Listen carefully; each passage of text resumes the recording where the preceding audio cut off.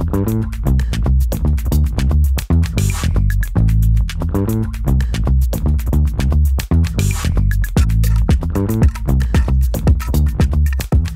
Sobat Antara, kembali lagi dalam program Close Up Podcast Antara. Saya cukup senang kali ini karena saya duduk bersama salah satu ilmuwan paling berpengaruh di dunia karena masuk di kategori 2% untuk versi Stanford University, bahwa banyak ilmuwan di dunia ini, namun setelah dimampatkan ternyata ada salah satu ilmuwan Indonesia di bidang energi yang masuk di kategori tersebut, yaitu Pak Oki Muraza.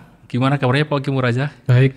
Yang ternyata Pak Oki juga menjadi salah satu bagian dari perusahaan BUMN, yaitu sebagai Senior Vice President Teknologi dan Innovation perusahaan energi Pertamina.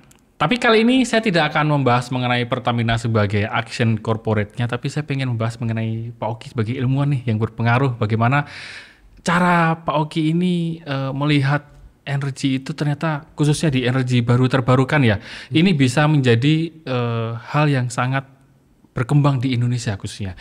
Nah, bioenergi sendiri Pak Oki, atau kalau di Indonesia sekarang sudah lazimnya disebut bahan bakar nabati nih Pak. Ini apa yang bisa dikembangkan nih Pak Oki untuk mengurangi mungkin impor bahan bakar misalnya? Iya, makasih Mas Afud. Jadi memang kita perlu melihat konteksnya itu bagaimana Indonesia memperkuat ketahanan energinya gitu. Betul. Kalau kita lihat Indonesia, saya cukup beruntung, Mas pernah bekerja di hulu ya. Jadi selulus kuliah saya dulu S1 saya bekerja di Laut Jawa sebagai production supervisor di hulu. Kemudian akhirnya sekolah S2 S3 dan akhirnya menjadi peneliti ya yang mengcover hulu dan hilir dan juga renewables. Dari situ kita memang melihat bahwa negara sebesar Indonesia ini memiliki potensi yang luar biasa, dan memang kita tidak bisa membatasi hanya satu sumber saja. Jadi migas, minyak dan gas harus tetap ada di Indonesia karena infrastrukturnya memang di situ. Tapi kemudian dengan kebutuhan nasional yang semakin tinggi, populasi yang semakin bertambah, tentunya kita membutuhkan sumber-sumber lain. Nah, bioenergi ini adalah salah satu bidang yang sangat baik untuk dikembangkan di Indonesia karena ini menjadi setidaknya melting point dari beberapa sektor yang sudah ada di Indonesia. Itu melibatkan sektor pertanian, perkebunan, dan juga industri energi di Indonesia. Kalau bioenergi sendiri apa sih Pak Oki bedanya dengan, mungkin masyarakat yang belum paham nih bedanya bioenergi dengan energi yang lazim fosil biasanya gitu.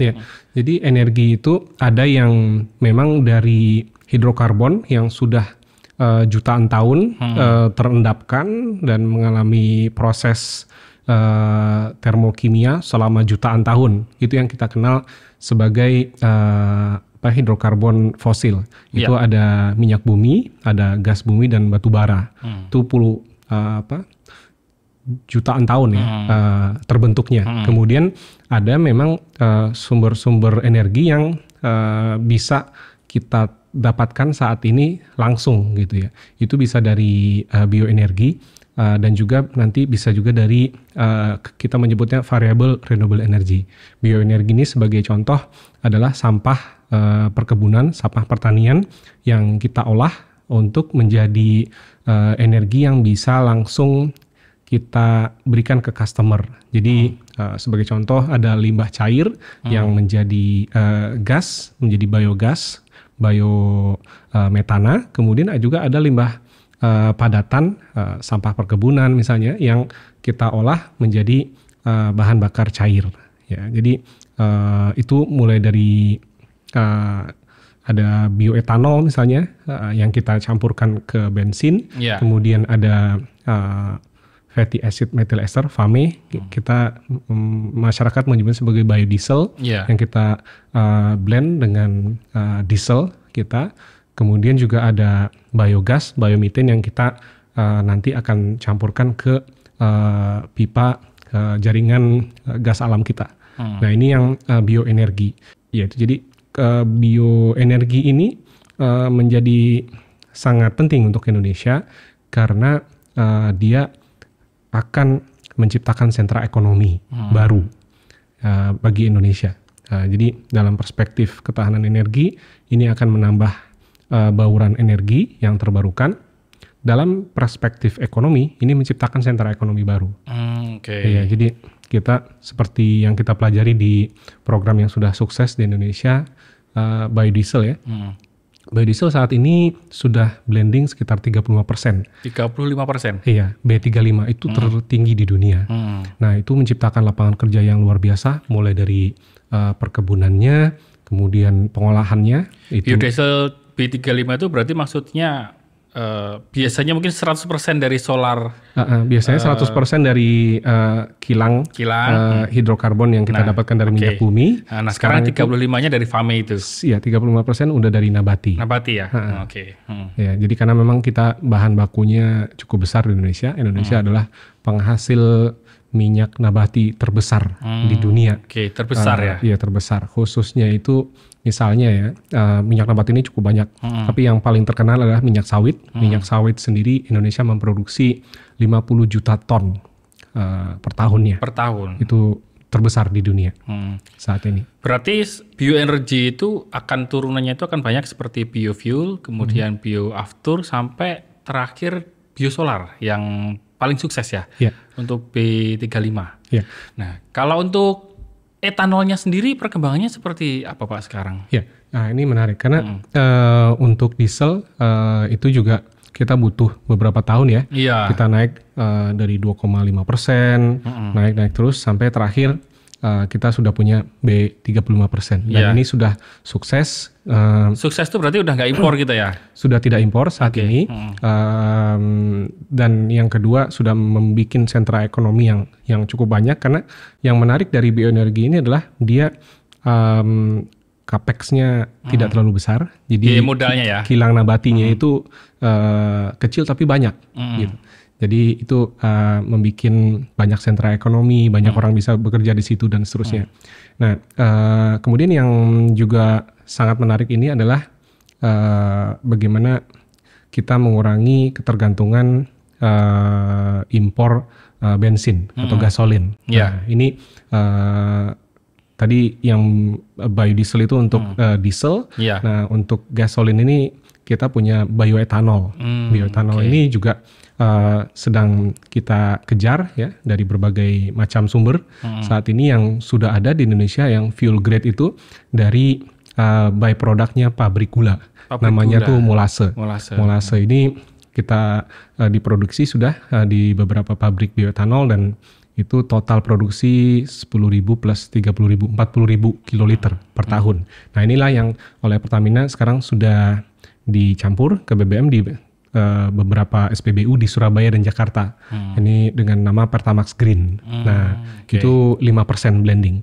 Nah, kedepannya kita ingin lebih banyak lagi bahan bakunya, dan juga kemudian lebih banyak lagi bioetanol di Indonesia. Dan sumbernya nanti bermacam. Jadi molase satu sumber. Dan pemerintah sudah mengeluarkan regulatory framework-nya. Ada Perpres 40 tahun 2023 yang akan menambah lahan untuk produksi tebu, sugarcane. Kemudian dari situ kita akan swasembada gula, dan kemudian limbahnya ini kita olah menjadi bioetanol. Itu satu bahan baku. Kemudian kami juga mengejar cukup banyak bahan baku. Salah satunya itu adalah, apa saja nih keuntungan menggunakan sorghum nih Pak Ogi dibandingkan dengan tebu misalnya? Mungkin kalau isu selama ini yang berkembang kan ada kendala isu yang bahwa tanaman yang digunakan ini bersinggungan dengan lahan pangan nih.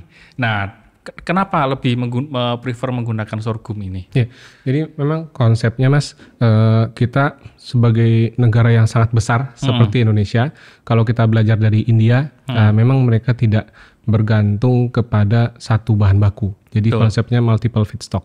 Jadi molase tentu akan menjadi bagian dari energi mixture kita, dan dengan adanya program pemerintah untuk menambah lahan, perkebunan tebu dan seterusnya, tentunya nanti akan lebih banyak lagi molase yang bisa diamankan dan kemudian bisa diolah menjadi bioetanol. Tapi itu dengan semangat bahwa kita negara yang sangat besar, kebutuhan yang sangat besar, kita juga melihat bagaimana mencari tanaman-tanaman yang memang bisa survive di berbagai lingkungan. Nah, dari penelitian kami bersama beberapa asosiasi petani ya di Lombok, kemudian kami baru hari ini juga ada kunjungan ke Sumedang dan ke berbagai daerah, itu memang sorghum ini sudah mulai ditanam oleh teman-teman di pertanian, dan dia cukup bisa survive di berbagai medan dan termasuk lahan marginal. Jadi dalam artian lahan yang tidak harus disiapkan dengan pemupukan yang intensif dan juga air yang teratur gitu. Nah, ini sangat dibutuhkan. Jadi untuk lahan-lahan yang memang ada airnya ya, ada misalnya sawah dan seterusnya, itu kita bisa fokuskan ke padi dan pangan lainnya. Nah, untuk lahan-lahan marginal ini kita bisa dengan sorghum, karena dia bisa tumbuh di lahan marginal itu dengan pemupukan yang minim dan juga dengan air yang terbatas dia bisa. Yang digunakan apanya sih Pak Oki sorghum ini dari seluruh bagian tumbuhannya mungkin? Ya, jadi bulirnya itu menjadi pangan. Jadi bulirnya itu menjadi pangan, tinggal kita nanti mensosialisasikannya ke masyarakat, dan itu bisa menjadi macam-macam ya, menjadi makanan brownies dan seterusnya ya. Kemudian batangnya ini yang kita peras untuk mendapatkan batang yang digunakan. Nira. Yang batangnya ini tidak dikonsumsi manusia ya? Iya, itu bukan makanan manusia, itu kita peras. Dan kemudian kita mendapatkan nira. Nah, nira ini yang difermentasi untuk mendapatkan bioetanol. Nah, kemudian bagas atau sampah padatan dari batang yang diperas ini itu masih bisa dimanfaatkan, Mas. Jadi itu kami ada juga kerjasama dengan beberapa perusahaan, itu nanti akan digunakan untuk mengurangi emisi di pembangkit batubara. Jadi ada program co-firing. Jadi nanti pelletnya itu nanti akan disuplai ke pembangkit batubara. Kemudian daunnya dan bagian-bagian yang lain yang menjadi sampah itu bisa menjadi pakan ternak. Nah, ini juga bisa mendukung program pemerintah untuk memproduksi makanan bergizi dan seterusnya. Ya. Berarti sorghum ini kan potensinya cukup besar, untuk pangan dan juga untuk bioenergi, khususnya bioetanol. Kebutuhan bioetanol sendiri berapa Pak Oki yang bisa dimaksimalkan oleh mungkin Indonesia lah untuk diproduksi, dan kebutuhan untuk campuran bioetanolnya berapa? Apakah ini sudah cukup untuk diproduksi untuk transportasi atau belum? Ya, jadi sebetulnya kebutuhan energinya sangat besar. Tapi belajar dari India, Thailand dan Filipina, kita stage wise ya, secara bertahap. Dalam artian sekarang kita sudah punya E5 di 2 kota, kemudian kita bisa bertahap lagi E5 di beberapa kota besar dan seterusnya. Kemudian nanti kita bisa naik kelas lagi menjadi E20 dan seterusnya. Di India sekarang mereka sudah berhasil mencapai 20% campuran bioetanol, dan tentu itu sangat membantu mereka, membantu juga fiskal dan juga terutama mengurangi current account deficit dan seterusnya.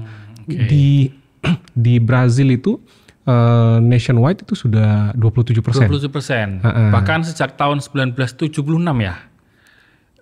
Dimulai bioetanolnya di Brazil maksudnya. Dan itu di kota besarnya itu sudah bisa 100%. 100. Jadi kita bisa bertahap, kita bikin programnya dulu di budidayanya, kemudian dari situ kita atur value change-nya, sebagian akan menjadi makanan, sebagian akan menjadi energi, sebagian menjadi pakan ternak, gitu kan. Kemudian kita siapkan juga infrastruktur yang terkait, blending dan seterusnya.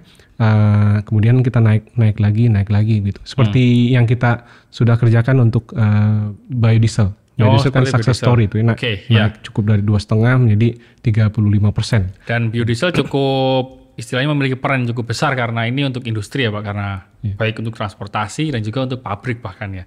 Nah kalau bioetanol ini kan untuk bahan bakar yang setara, kalau masyarakat sebutnya kan bensin ya, untuk istilahnya transportasi lah.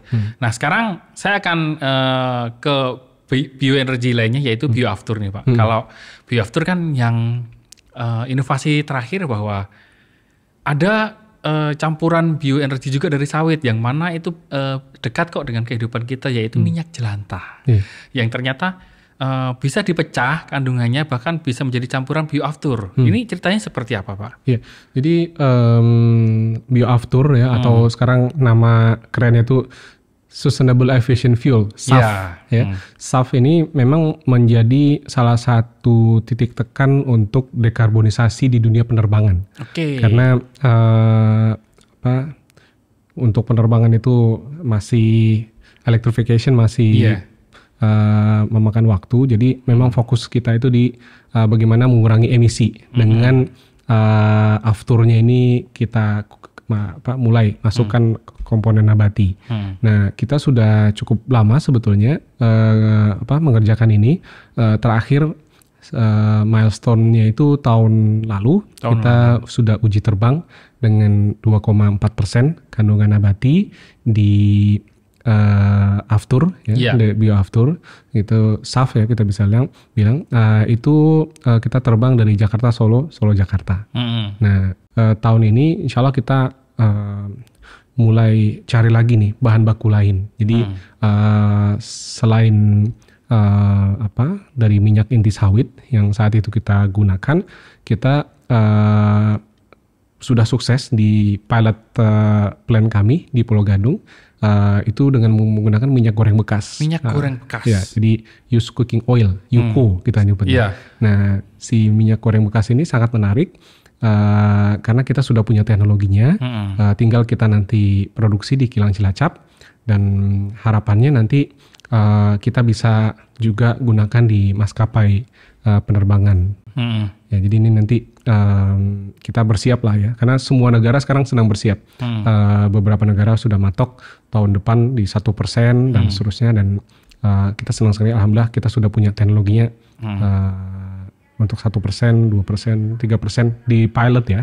Kita sudah siap, tinggal kita nanti implementasi di kilang nabati kita dan nanti juga kita pakai di maskapai penerbangan kita. Harapannya Indonesia dengan negara dengan penghasil minyak nabati terbesar di dunia, kita bisa menjadi at least regional hub lah untuk SAF ini. Jadi di ASEAN kita ingin menjadi main producer, karena kebutuhan kita untuk aviation ini sekitar dalam negeri ya, itu seingat saya sebelum pandemi itu sekitar 6 juta kiloliter. 6 juta kiloliter. Nah itu tentunya bertahap ya dalam negeri, tapi tidak hanya dalam negeri. Kita sebenarnya punya potensi untuk menjadi regional hub untuk misalnya menjual ke Singapura, Jepang, Korea gitu, karena kita punya minyak nabatinya gitu. Dan kami juga terus mencari ya bahan bakunya yang memang ada di Indonesia yang banyak ya, karena memang konsepnya bioenergi itu kita harus mendapatkan bahan baku yang ada di setempat gitu. Dan bagaimana Pak cara mendapatkan istilahnya minyak jelantah atau bahan baku ini sebagai bahan baku bioafturnya ini? Nah ini sangat menarik karena ini ini memasuki bab circular economy dan seterusnya. Jadi memang dalam pengembangan energi hijau itu kita membutuhkan keterlibatan masyarakat. Jadi masyarakatnya itu bisa dalam artian petani yang turut membantu menanam sawit dan banyak macam-macam lagi ya, sorghum dan seterusnya, termasuk kemudian juga masyarakat pantai yang menanam mangrove dan seterusnya, dan juga ini masyarakat ibu-ibu ya yang memang concern terhadap lingkungan. Jadi minyak goreng bekas ini kan akan menjadi masalah kalau dibuang saja ke selokan dan seterusnya. Ada banyak masalah di situ. Jadi memang perlu usaha untuk mengumpulkannya. Kami mulai dari fungsi kami, Mas. Jadi di fungsi teknologi innovation saya juga bawa dari rumah. Kita kumpulkan minyak goreng bekas, kita bawa ke lab. Jadi kalau untuk penelitian kami sudah punya bahan bakunya. Nah, bagaimana yang skala yang lebih besar? Saat ini teman-teman di commercial and trading, teman-teman di refining juga membangun banyak kerjasama dengan asosiasi dan seterusnya. Dengan perusahaan F&B gitu ya yang memiliki produksi minyak limbah yang banyak berarti. Bisa langsung ke F&B-nya, food and beverage, bisa juga dengan asosiasi.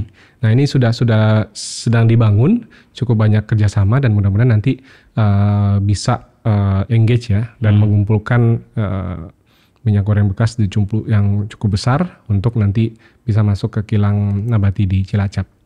Jadi harapannya memang masyarakat juga bersemangat gitu karena bersemangat dalam arti bisa diajak berpartisipasi untuk mengumpulkan minyak ini ya. Meskipun nanti sistemnya juga masih dibangun dan sistem yang lebih proper ya. Iya.